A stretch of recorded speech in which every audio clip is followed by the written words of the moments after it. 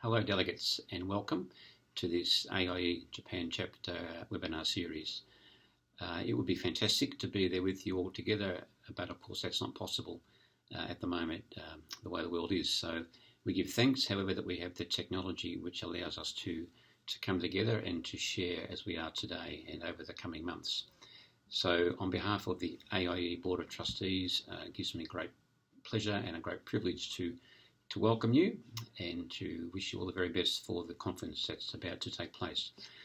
I'd like to acknowledge from the beginning and thank James for his leadership and his tremendous amount of work in putting together this program. And I also know that James had some fantastic support from Chase and Angela, and I'd like to acknowledge them as well.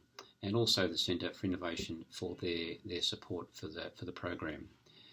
It has taken many months to put together the program, but James and his team have put a lot of work into that, and I'm sure it's going to be a really exciting, interesting, and hopefully in some ways challenging and provocative series of conversations that you'll have in the coming months. For those of you who are not aware, the Alliance for International Education began way back in 2002, so almost 20 years ago.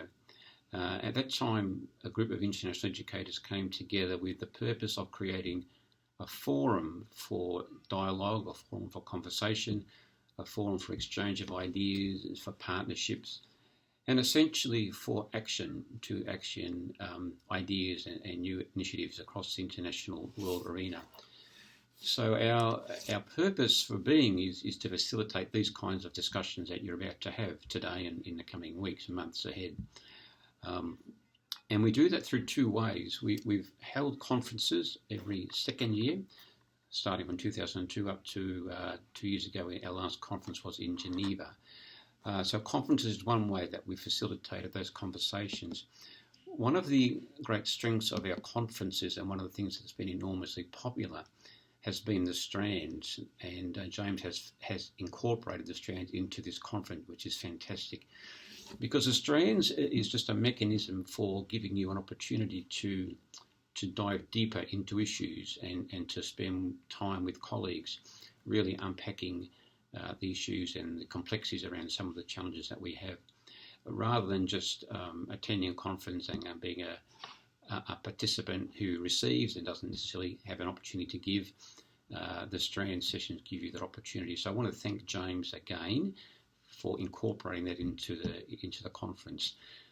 Equally, we have chapters. We've created chapters over our years, and chapters is an opportunity for people to come together. Now, originally, they began in regional locations. Essentially, they grew out of the conferences that we had. So, like-minded people focused and committed to international education, to global citizenship, came together in a location and they began to meet and they had conversations, and very often they ran minor conferences, mini conferences that like you're doing here, and they linked to the global conference. But of course, as the world has moved on since 2002, there are different ways now to communicate, and so whilst some places still meet formally as people in a gathering place, chapters can also be like this gathering. Chapters can be technology-driven chapters.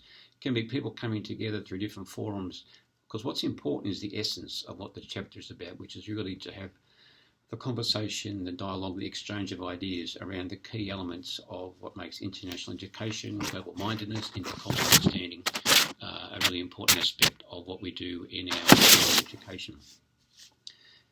In the current COVID world, and I suspect in the immediate post-COVID world, the kind of issues and challenges that we've had in the past will remain, but there'll be new challenges.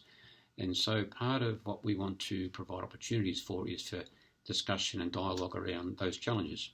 Some old, some new, some will take a different shape.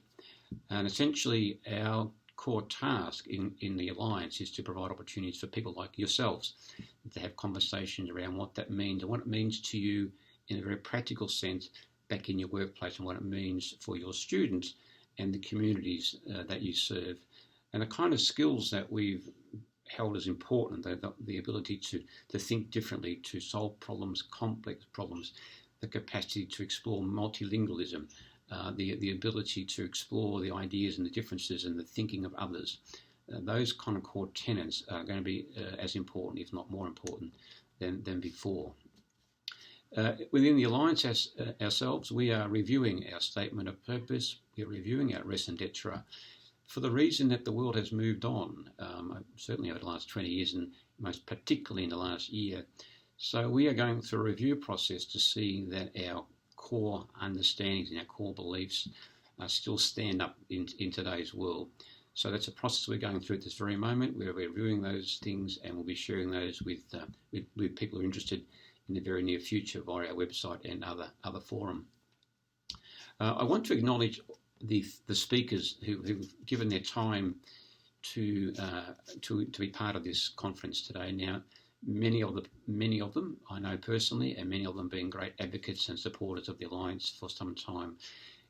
We're very lucky, we're very, very fortunate to have the calibre of people that we have participating in this conference. So I want to thank each of them personally, and I know that you will find them engaging, you'll find them interesting, you may well find them challenging. I hope you do, actually. But each of them will bring a richness to the conversations that take place. And finally, I want to thank each of you for taking time out of your busy lives to join in the webinar series and to participate in what I'm sure will be a very interesting, stimulating time. You can go to our website, of course, the AIE website, and I think James has included that in previous information sent out to you.